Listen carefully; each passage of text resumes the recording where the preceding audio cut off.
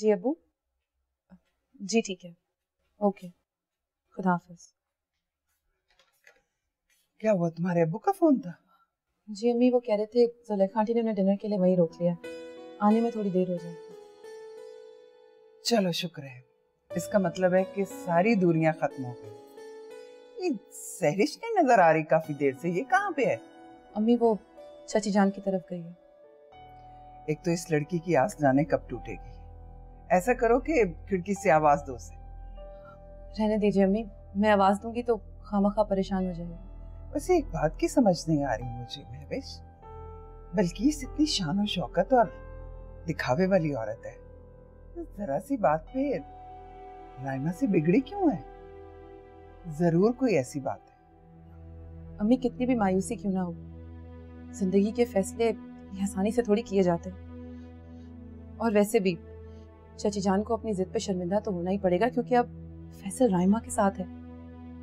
चलो अच्छा बेटा, बिगड़ी बात बन गई है। बेटा तुम जिंदगी में कभी ऐसा कोई काम ना करना जिससे हम लोगों को शर्मिंदगी उठानी पड़े। नहीं अम्मी, मैंने आपको और अब्बू को शर्मिंदगी से बचाने के लिए तो हाँ कही है, मैं ऐसा कैसे कर सकती हूँ। खैर, आपके लिए खाना ले आऊं? हाँ ले आओ, मेरा ख्याल है तुम्हारे अब्बू तो खा कर आएंगे, तुम अपना भी साथ ही ले आना। जी।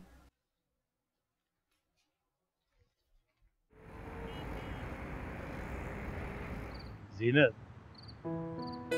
जब कयामत के रोज जन्नत और दोज़ख का फैसला हो रहा होगा तो जानती हो मैं कैसी जन्नत की ख्वाहिश करूं? जन्नत तो सिर्फ जन्नत होती है, ऐसी है वैसी जन्नत नहीं होती प्रोफेसर साहब। होती है ज़ीनत, होती है। जैसे तुमने मेरी जिंदगी, मेरा घर जन्नत बना दी, अपनी मोहब्बत से, अपने प्यार से, इज़हार से। मैं तो दुनिया में आई सिर्फ आपकी खातिर थी, आपकी खिदमत करने के लिए, वरना मेरा वजूद तो कुछ भी नहीं था। क्यों, इसमें हंसने वाली कौन सी बात है प्रोफेसर साहब? इधर तो मुझे इस बात पे हंसी आई कि बल्कीस को जब भी इकबाल पे गुस्सा आए, उसने हमेशा इकबाल मर्चेंटी कहा उसे। और तुम्हें जब भी मुझ पे प्यार आए, तुमने हमेशा मुझे प्रोफेसर साहब कह के पुकारा। बल्कि इसको कभी प्यार करना आया ही नहीं प्रोफेसर साहब, वो तो समझौता समझती है जिंदगी को, और मुझे कभी आप पर गुस्सा नहीं आया। बस ऐसे खुश रहा करें। हाँ, आज वाकई मैं बहुत खुश हूँ।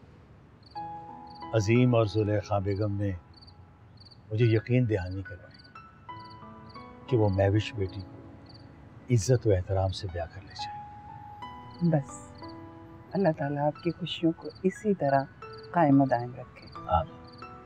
अब तो चंद दिन बाकी रह गए, कल का सूरज उभरेगा ना तो हमारी महविश के लिए खुशियों का पैगाम लेकर आएगा इंशाअल्लाह।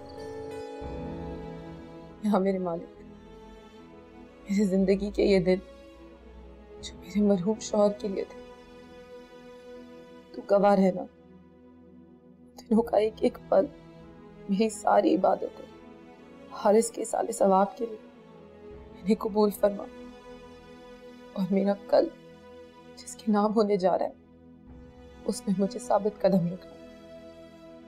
आमीन। सुमा,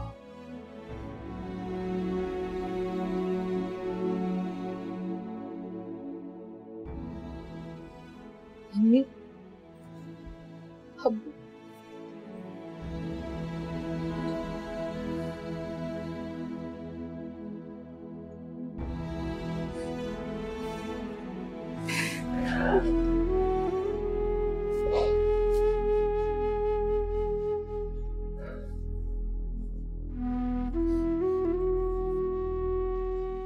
बेटा, जिस तरह तुमने अपनी इद्दत के दिन गुजारे,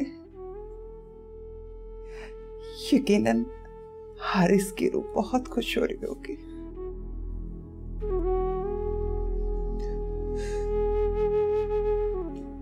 अब्बू,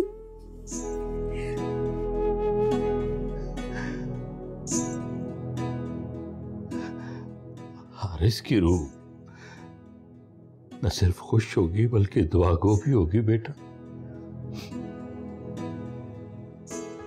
सुबह से तुम्हारी नई जिंदगी शुरू हो रही। हमारी दुआ बहुत अच्छी गुजरे। असीम और तुम नेक नियति से इसका आगाज कर। इसी आंगन की राज दुलारी, अपने बाबुल की मैं सबसे प्यारी, बाबुल का अंगना छूटे ना।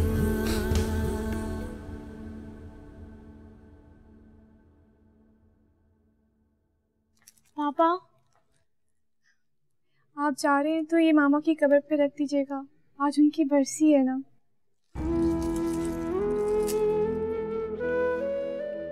हाँ बेटा, ठीक है। पापा, आज मामा की बहुत याद आ रही है।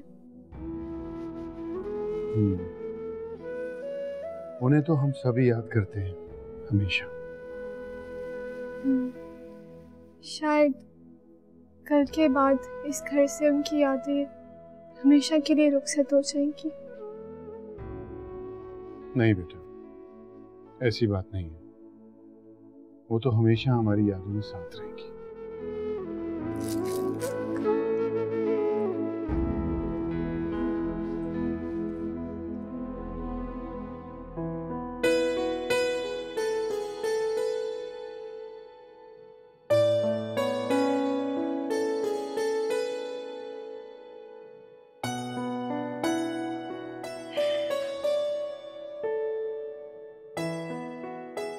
बस बेटा, अब ये दुपट्टा उतार दो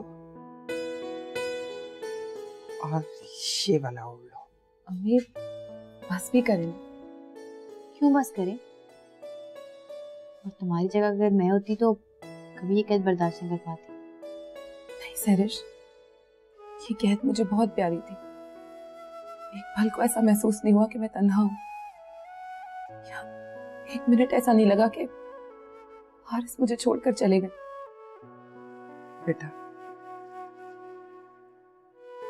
हारिस को अगर रखना है तो अपनी यादों में रखो, अपने दिल के किसी कोने में रखो, और ऐसे रखो कि उसका नाम भी तुम्हारी जबान पे ना आए। अम्मी, दिल में रहने वालों को दिल से निकाल देना वो भी किसी दूसरे की खातिर इतना आसान नहीं है। शायद ना होता हो बेटा, मगर रिश्ते निभाने के लिए रिश्तों की लाज रखनी पड़ती है।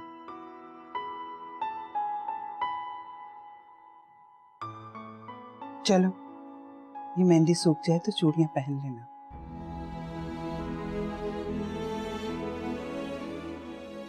नहीं अम्मी, मैं इन चूड़ियों की गुनाहगार हूं। ये मैं नहीं पहन सकती, मैं ये नहीं पहन सकती। प्लीज अम्मी। अम्मी, रहने दो, इतना आसान नहीं है यादों को मिटा देना। जाओ, जाकर अपने चचा और चची से मिल के आओ। अब देखो ना, बल्किस को 1 महीने से नहीं आई, उसको पता भी है कि आज तुम्हारी इद्दत खत्म हो रही है। उसको आ जाना चाहिए था ना मिलने। चलो, तुम चली जाओ। जी, खुश रहो बेटा।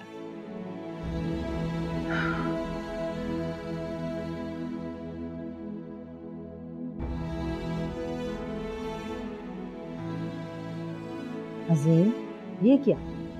अल्लाह अल्लाह करके तो खुशी का मौका है और तुम परेशान हो रहे हो। अम्मी रायमा ने बड़ी खूबसूरती से एहसास दिलाया कि इस घर से इरम की यादें रुखसत होने का वक्त आ गया। बच्ची है ना, समझ रही है कि अब इस घर में इरम का नाम लेने वाला कोई नहीं होगा। हालांकि वो और अजान तो खुद उसकी इतनी बड़ी निशानी है। लेकिन मुझे समझ नहीं आ रहा कि राहिमा का ये रवैया। बेटा ये तो फितरी बात है कि बच्ची डिस्टर्ब होगी, लेकिन एक बात है कि जब से तुम्हारा और महविश का रिश्ता हुआ है ना, राहिमा ने एक लफ्ज नहीं कहा महविश के खिलाफ। हालांकि तुम जानते हो कि परवीन भी और आलिया के मामले में उसका क्या रिएक्शन था। बस तुम फिक्र मत करो बेटा, आज मैं और राहिमा महविश की बरी की शॉपिंग के लिए जा रहे हैं। बस अब तुम ये दुआ करो कि राहिमा महविश को कबूल कर ले।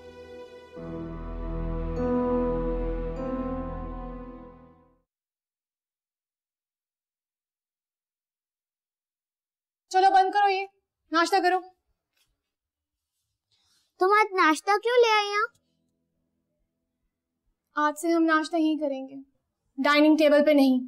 क्यों, वहाँ पाबंदी लग गई है? अभी तो नहीं, कल लग जाएगी।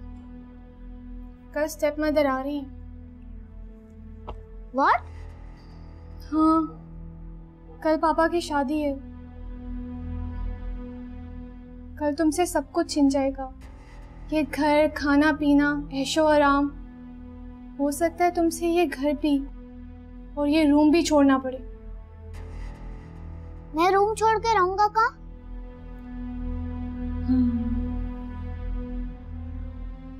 स्टोर में। मगर वहाँ तो बहुत सारे चूहे और छिपकलियाँ होती हैं। मजबूरी है, स्टेप मदर ऐसी ही होती है। मैं वहाँ नहीं रह सकता। अगर तुम उनकी बात नहीं मानोगे तो वो तुम्हें मारेंगी, पीटेंगी, तुम्हारे हाथ चला देंगी, तुम्हारे नाखून खींच लेंगी।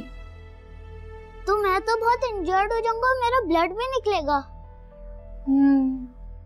जितना तुम्हारा ब्लड निकलेगा, जितना तुम चिल्लाओगे, उसे उतनी खुशी मिलेगी। I hate stepmothers. अब क्या फायदा, अब तो वो आ रही है। चलो आज तो सुकून से नाश्ता करो। ये लो, आ जाओ।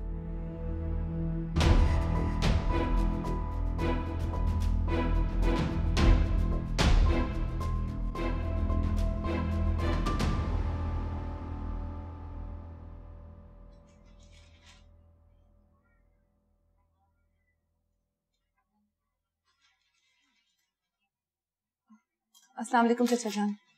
वालेकुम अस्सलाम। कैसे बेटा आप? खुश रहो, आबाद रहो। जी ठीक हूँ। कैसे आना हुआ? वो मेरी आज इद्दत खत्म हुई थी ना, तो अम्मी ने कहा कि आपको और चची जान को सलाम कराऊं। अस्सलाम वालेकुम चची जान। तुम क्यों आई हो यहाँ? मैं तुमसे पूछ रही हूँ। अरे अपने रंग ढंग तो देखो। बिल्किस, बेटियां घर आती हैं तो उनसे सवाल नहीं करते कि क्यों आई। आओ बेटा बैठो। अरे क्यों ना करूं तुम्हारी इस बेटी से सवाल? करूंगी, इसी ने मेरे बेटे को बागी किया है। अरे वो रायमा अमीरजादी उसको तलाक नहीं दे रहा फैसल है, और ये सब इसकी वजह से है। न तुम्हें मासूम लोगों को फंसाकर मिलता क्या है लड़की है? खुद तो आबाद हो गई, दूसरों को उजाड़ दिया। अरे अब अपने गुनाह अपने ससुराल में लेकर जाओगी, वहाँ फैसल की सास बनकर उसके साथ चक्कर चलाओगी। बस बस बताओ, मैं हूँ ना, मैं हूँ ना। अरे वजह से ही तो ये सब कुछ हो रहा है। दो जवान बेटों की माँ में हमेशा ये क्या करना है? बताओ बताओ आज भाभी को, इकबाल मर्चेंट से आज में इकबाल वैसे क्यों हो गया? बताओ भाभी को।